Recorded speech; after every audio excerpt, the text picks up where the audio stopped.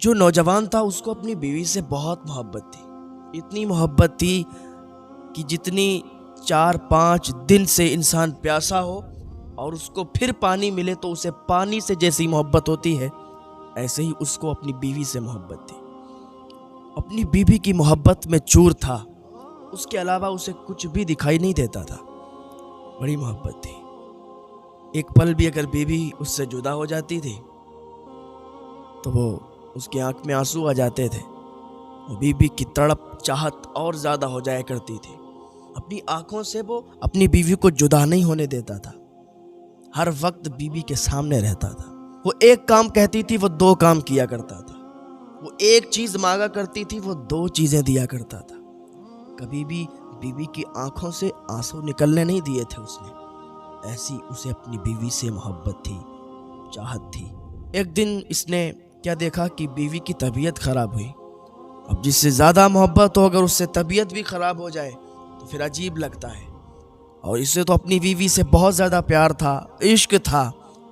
بیوی کی طبیعت خراب ہوئی، ڈاکٹر کے پاس لے گیا۔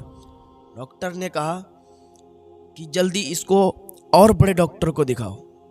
اس نے اور بڑے ڈاکٹر کو دکھایا، اس نے کہا میرے پاس بھی اس کا علاج نہیں ہے، اس کی دونوں کڈنی خراب ہو چکی ہیں، دونوں کڈنی اگر اس کی پڑ جائیں تو ہو سکتا ہے اس کی جان بچ جائے۔ اس کی جان بچ بھی سکتی ہے اور نہیں بھی بچ سکتی، ہم تو کچھ نہیں کر سکتے نا۔ اس نے کہا یار ڈاکٹر صاحب میری دونوں کڈنی نکال لو آپ، لیکن میں اپنی بیوی کو اپنے سامنے مرتا ہوا نہیں دیکھ سکتا۔ میں اپنی بیوی کے لیے جو بھی آپ کہو گے میں وہ کرنے کے لیے تیار ہوں، سم کا ایک ایک قطرہ دینے کے لیے تیار ہوں، پر میری بیوی کو بچا لو۔ میں نہیں چاہتا کہ میری بیوی میرے سامنے مر جائے، میری جان چلی جائے، میں مر جاؤں لیکن میری بیوی میرے سامنے نہ مرے۔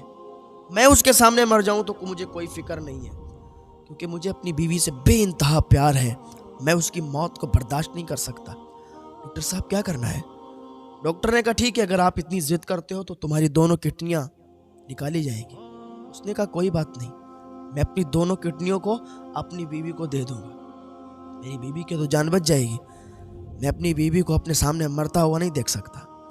ڈاکٹر نے اس کی دونوں کڈنیاں نکالی، اس کو آپریشن کیا، دونوں کڈنیاں نکالی۔ دونوں کڈنیاں اس نوجوان نے، اس عاشق نے دونوں کڈنیاں اپنی بیوی کو دے دی۔ اس کی بیوی کو وہ دونوں کڈنیاں جب پہنچ گئیں پھر بھی وہ ٹھیک نہیں ہوئی، وہ اور بڑے ڈاکٹر کے پاس لے گیا لیکن سب نے جواب دے دیا۔ گھر پہ لایا، خدمت کرنے لگا، بیوی ٹھیک نہیں ہوئی، دونوں کڈنیاں اس کی بھی چلی گئیں، سانس لینے میں بھی دقت ہوتی تھی اسے، لیکن اپنی بیوی کو زندگی دینے کے لیے، ارے زندگی تو اللہ کے اختیار میں ہے، انسان کیا زندگی دے سکتا ہے، لیکن ایک کوشش کی تھی اگر دونوں کڈنیاں دے دیں گے تو ہو سکتا ہے میری بیوی بچ جائے گی۔ دل کے کانوں سے سننا میری بات کو، توجہ سے سنیے گا۔ اس نے دونوں کڈنیاں دان کی، بیوی پھر بھی ٹھیک نہیں ہوئی، بیوی گھر آ گئی، خدمت کرنے لگا، دن بہ دن طبیعت خراب ہو رہی، بیوی آخری سانسیں گننے لگی، مرنے کے قریب ہو گئی۔ اب اس کی آنکھوں سے آنسو نہیں رک رہے تھے۔ جب جس سے زیادہ پیار ہوتا ہے تو پھر اسے بہت تڑپ بھی ہوتی ہے کہ اس کا محبوب اس کے سامنے ہی دم توڑے گا تو پھر اس کے دل پر کیا گزرے گی۔ عاشق بیٹھا ہوا ہے، معشوق سامنے ہے اور جان نکل رہی ہے، بیوی سامنے ہے، شوہر بیٹھا ہوا ہے، جان نکل رہی، بڑا پریشان ہے۔ اتنی محبت اس نے کر لی تھی کہ اتنی محبت اسے اور کسی چیز سے، کسی سے بھی نہیں تھی جتنی اس کو اس کی بیوی سے محبت تھی۔ ایسے 2-3 دن چلا اور 2-3 دن کے بعد اسی کے سامنے بیوی تڑپ تڑپ کر مر گئی، اس کی جان نکل گئی، ملک الموت آ گئے، روح کو قبض کر لیا، چلے گئے۔ بیوی جب انتقال کر گئی، اس نے دیکھا کہ بیوی نے تو ساتھ چھوڑ دیا، وہ تو انتقال کر گئی۔ اتنا رویا کہ آنکھیں سوج گئیں، آنکھیں پھول گئیں، آنسو ختم ہو گئے۔ اتنا روتا تھا، بے ہوش ہو جاتا تھا، اتنی محبت کر بیٹھا تھا، روتا تھا، بے ہوش ہو جاتا تھا۔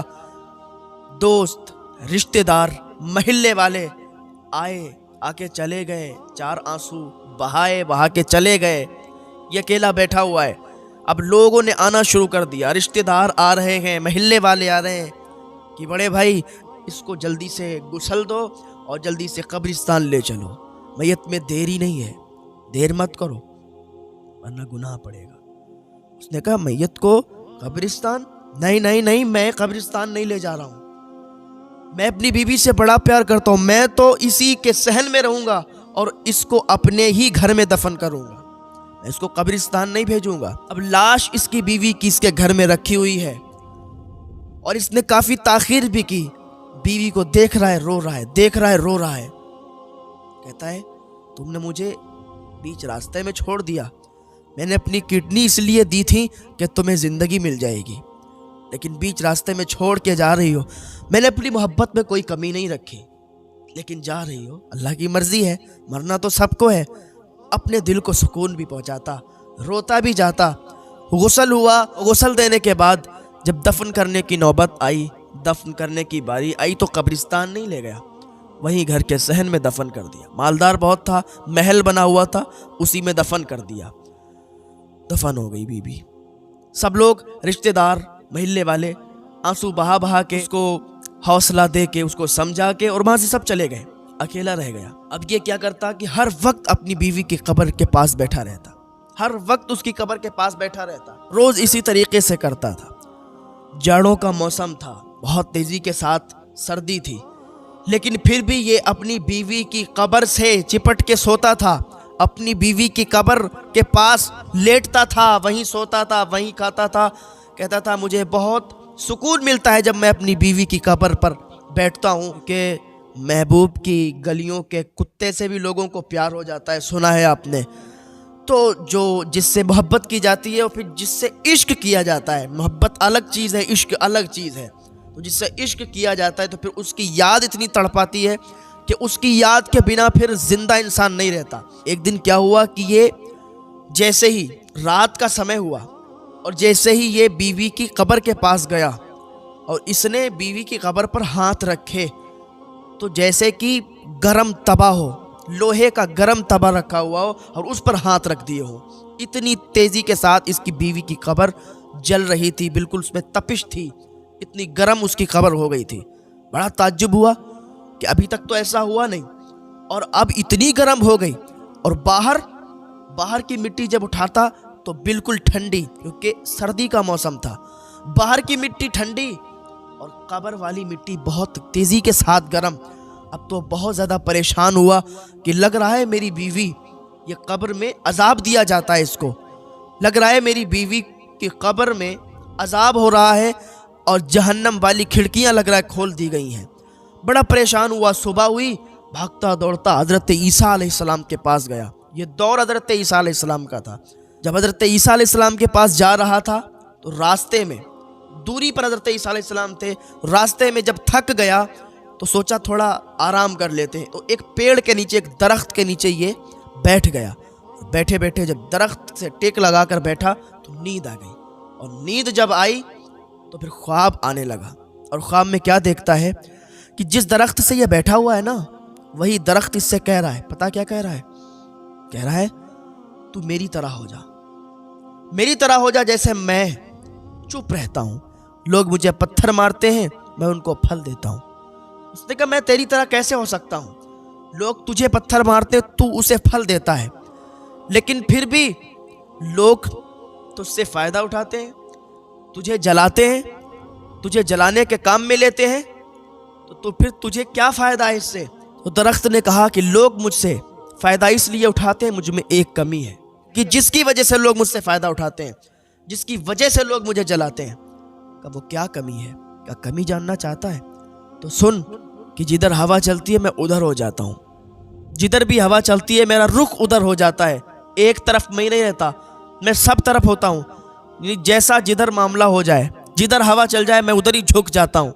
तो पता चला कि जिधर हवा चल जाए उधर झुकना भी बुरा है, जिधर हमारा नफ्स हमें ले जाए तो उधर जाना भी बुरा है। नफ्स पर कंट्रोल करना ये अच्छी बात है। इसने अपने नफ्स पर कंट्रोल कर लिया तो वो अल्लाह का वली बन गया। तो दरख्त की ये बात सुनकर फिर इसकी आंखें खुल गईं। आंखें खुली तो कुछ नहीं, اسے وہ یاد رہی بات کہ درخت نے کہا تھا کہ تو میری طرح بن جا، کہ لوگ تجھے پتھر بھی ماریں تو ان کو اچھا بول۔ اور وہ حضرت عیسیٰ علیہ السلام کے پاس پہنچ گیا۔ حضرت عیسیٰ علیہ السلام کے پاس جا ہی رہا تھا، راستے میں وہ آرام کرنے کے لیے بیٹھا تھا کہ اس کی آنکھ لگ گئی۔ جب آنکھ کھلی تو چلا حضرت عیسیٰ علیہ السلام کے پاس گیا۔ جانے کے بعد ادب سے کھڑا ہو گیا، سلام عرض کیا اور کہنے لگا کہ حضور میں آپ کے پاس ایک مسئلہ لے کر آیا ہوں۔ حضرت عیسیٰ علیہ السلام نے فرمایا کیا مسئلہ لے کے آئے ہو بتاؤ؟ کہا حضور میں پریشان ہوں، میں بہت زیادہ پریشان ہوں اور دو باتوں نے مجھے پریشان کر رکھا ہے۔ کہا کیا پریشانی ہے؟ کہا حضور میں اپنی بیوی سے بہت محبت کرتا ہوں، میں اپنی بیوی سے بہت ہی محبت عشق کرتا تھا، لیکن میری بیوی نے مجھے دھوکہ دے دیا۔ میں نے اپنی کڈنیاں نکال کے اپنی بیوی کو دے دی کہ میری بیوی کی زندگی بچ جائے گی، میری بیوی کی جان بچ جائے گی، اسے زندگی مل جائے گی، لیکن نہیں، میں نے دونوں کڈنیاں دے دیں اور ہر چیز اس کے لیے قربان کرنے کو میں تیار تھا، لیکن پھر بھی میری بیوی مجھے دھوکہ دے کر چلی گئی قبر کی آغوش میں، مر گئی، دنیا سے انتقال ہو گیا، چلی گئی۔ ایک تو یہ غم مجھے ہے اور دوسری بات یہ مجھے ستا رہی ہے کہ ابھی جب میں نے اس کی قبر کو چھوا تو باہر کی مٹی سردی میں ٹھنڈی ہو گئی۔ اس جاڑے کے موسم میں باہر کی مٹی ٹھنڈی ہے برف کی طرح، لیکن میری بیوی کی قبر کی جو مٹی ہے وہ جل رہی ہے، اس کی تپش بہت تیز ہے۔ حضرت عیسیٰ علیہ السلام نے سنا، کہا اچھا ایسی بات ہے؟ کہا سرکار ایسی بات ہے، آپ ذرا بتائیے کیا ہے؟ تو اللہ کے نبی حضرت عیسیٰ علیہ السلام کہنے لگے چل اپنے گھر لے چل۔ وہ نوجوان، وہ عاشق، وہ شوہر حضرت عیسیٰ علیہ السلام کو اپنے گھر پہ لایا۔ حضرت عیسیٰ علیہ السلام جب اس قبر کے پاس کھڑے ہوئے، حضرت عیسیٰ علیہ السلام مردوں کو زندہ کر دیا کرتے تھے۔